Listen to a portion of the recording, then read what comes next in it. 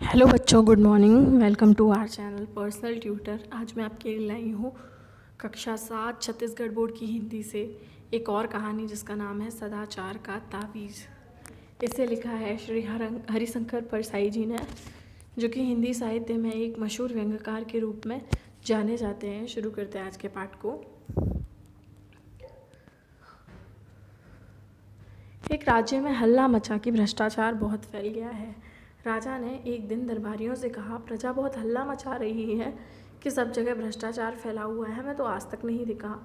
तुम लोगों को कहीं दिखा हो तो बताओ। दरबारियों ने कहा, जब हुजूर को नहीं दिखा तो हमें कैसे दिख सकता है। राजा ने कहा, नहीं, ऐसा नहीं है, कभी कभी जो मुझे नहीं दिखता वह तुम्हें दिखता होगा, जैसे मुझे बुरे सपने नहीं दिखते पर तुम्हें तो दिखते होंगे। दरबारियों ने कहा, जी दिखते हैं, पर वे सपनों की बात है। राजा ने कहा, फिर भी तुम लोग सारे राज्य में ढूंढ कर देखो कि भ्रष्टाचार तो नहीं, अगर कहीं मिल जाए तो हमारे देखने के लिए नमूना लेते आना, हम भी देखें कि कैसा होता है। एक दरबारी ने कहा, हुजूर वह हमें नहीं दिखेगा, सुना है बहुत बारीक है, हमारी आँखें आपकी विराटता देखने की इतनी आदी हो गई हैं। विराटता का मतलब होता है विशालता, कि हमें बारीक चीज़ें यानी कि छोटी चीज़ें नहीं दिखती। हमें भ्रष्टाचार दिखा भी तो हमें आपकी ही छवि दिखेगी, क्योंकि हमारी आँखों में तो आपकी ही सूरत बसी है। पर अपने राज्य में एक जाति रहती है जिसे विशेषज्ञ कहते हैं। इस जाति के पास कुछ ऐसा अंजन होता है कि उसे आँखों में आंज कर वे बारीक से बारीक चीज़ भी देख लेते हैं। मेरा निवेदन है कि इन विशेषज्ञों को ही हुजूर भ्रष्टाचार ढूंढने का काम सौंपें। राजा ने विशेष जाति के 5 आदमी बुलाए और उनसे कहा, सुना है हमारे राज्य में भ्रष्टाचार है, पर वह कहाँ है यह पता नहीं चलता। तुम लोग उसका पता लगाओ, अगर मिल जाए तो पकड़कर हमारे पास ले आना, अगर बहुत हो तो नमूने के लिए थोड़ा सा ले आना। विशेषज्ञों ने उसी दिन से छानबीन शुरू कर दी। 2 महीने के बाद वे फिर से दरबार में हाजिर हुए। राजा ने पूछा, विशेषज्ञों तुम्हारी जांच पूरी हो गई है? जी हाँ। क्या भ्रष्टाचार मिला? जी बहुत सा मिला। राजा ने हाथ बढ़ाया, लाओ मुझे बताओ, देखूं कैसा होता है। विशेषज्ञों ने कहा, हुजूर वह हाथ की पकड़ में नहीं आता, वह स्थूल नहीं सूक्ष्म है, वह सर्वत्र व्याप्त है, यानी कि वो हर कहीं है, उसे देखा नहीं जा सकता, अनुभव किया जा सकता है। राजा सोच में पड़ गया, बोले, विशेषज्ञों तुम कहते हो वह सूक्ष्म है और सर्वव्यापी है, ये गुण तो ईश्वर के हैं, तो क्या भ्रष्टाचार ईश्वर है? विशेषज्ञों ने कहा, हाँ महाराज, अब भ्रष्टाचार ईश्वर हो गया है। एक दरबारी ने पूछा, पर वह है कहाँ, कैसे अनुभव होता है? विशेषज्ञों ने जवाब दिया, वह सर्वत्र है, इस भवन में है, वह महाराज के सिंहासन में है, इस सिंहासन में है। कहकर राजा साहब उछलकर दूर खड़े हो गए। विशेषज्ञों ने कहा, हाँ सरकार, सिंहासन में है। पिछले माह इस सिंहासन पर रंग करने के लिए जिस बिल का भुगतान किया गया वह झूठा है, वह वास्तव से दुगने दाम का है, आधा पैसा बीच वाले खा गए।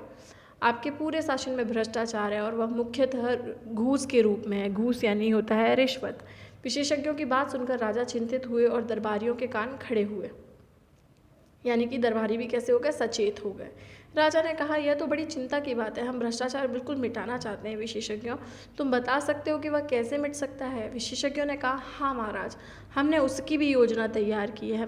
भ्रष्टाचार मिटाने के लिए महाराज को व्यवस्था में बहुत परिवर्तन करने होंगे। एक तो भ्रष्टाचार के मौके मिटाने होंगे, जैसे ठेका है तो ठेकेदार है, और ठेकेदार है तो अधिकारियों को घूस है, ठेका मिट जाए तो उसकी घूस जाए। इसी तरह बहुत सी चीज़ें, इन किन कारणों से आदमी घूस लेता है यह भी विचारणीय है। राजा ने कहा, अच्छा तुम अपनी पूरी योजना रख जाओ, हम और हमारा दरबार उस पर विचार करेगा। विशेषज्ञ चले गए। राजा और दरबारियों ने भ्रष्टाचार मिटाने की योजना को पढ़ा, उस पर विचार किया गया। विचार करते करते दिन बीतने लगे और राजा का स्वास्थ्य बिगड़ने लगा। एक दिन एक दरबारी ने कहा, महाराज, चिंता के कारण आपका स्वास्थ्य बिगड़ता जा रहा है, उन विशेषज्ञों ने आपको झंझट में डाल दिया। राजा ने कहा, हाँ, मुझे रात को नींद नहीं आती। दूसरा दरबारी बोला, ऐसी रिपोर्ट को आग के हवाले कर देना चाहिए जिससे महाराज की नींद में खलल पड़े। राजा ने कहा, पर करें क्या? तुम लोगों ने भी भ्रष्टाचार मिटाने की योजना का अध्ययन किया है, तुम्हारा क्या मत है? क्या उसे काम में लाना चाहिए? दरबारियों ने कहा, महाराज, यह योजना क्या है, एक मुसीबत है, उसके अनुसार कितने उलटफेर करने पड़ेंगे, कितनी परेशानी होगी, सारी व्यवस्था उलट पुलट हो जाएगी। जो चला आ रहा है उसे बदलने से नई नई कठिनाइयाँ पैदा हो सकती हैं। हमें तो कोई ऐसी तरकीब चाहिए जिससे बिना कुछ उलट फेर किए भ्रष्टाचार मिट जाए।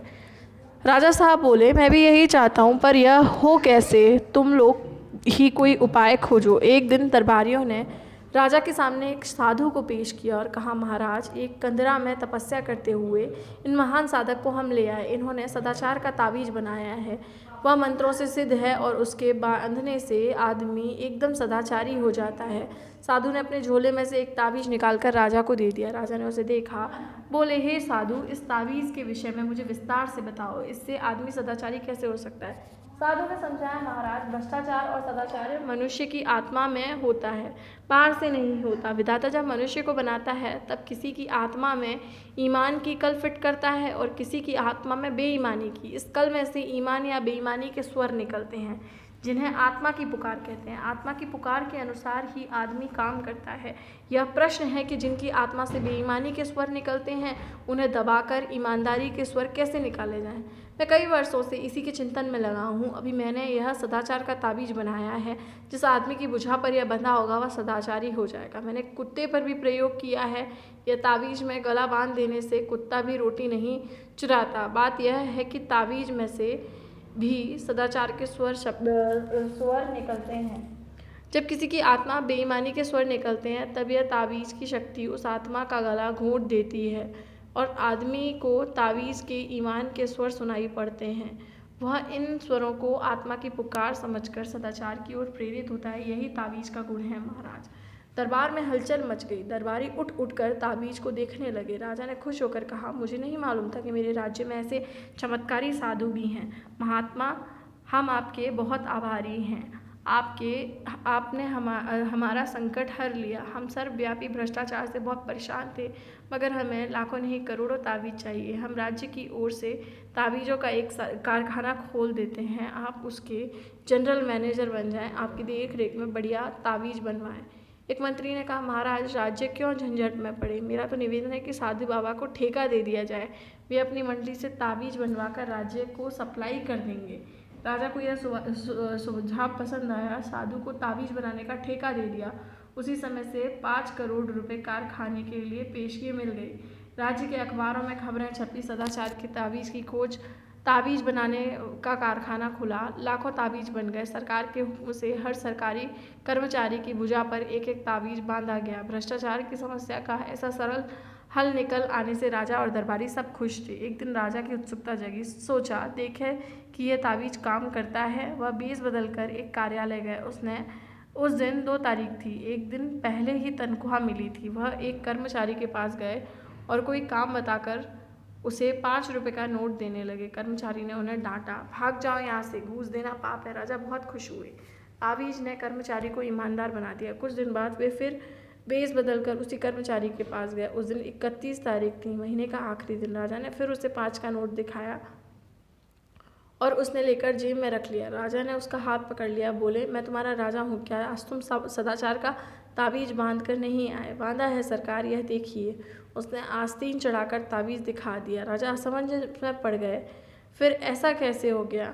उन्होंने तावीज़ पर कान लगाकर सुना। तावीज़ से स्वर निकल रहे थे, अरे आज 31 तारीख है, आज तो ले लो। तो ये कहानी थी सदाचार का तावीज़। ये एक व्यंग है। इसे लिखा है हरिशंकर परसाई ने। अगर ये पाठ आपको पसंद आया हो तो इस वीडियो को लाइक कीजिए, चैनल को सब्सक्राइब कीजिए। Thank you.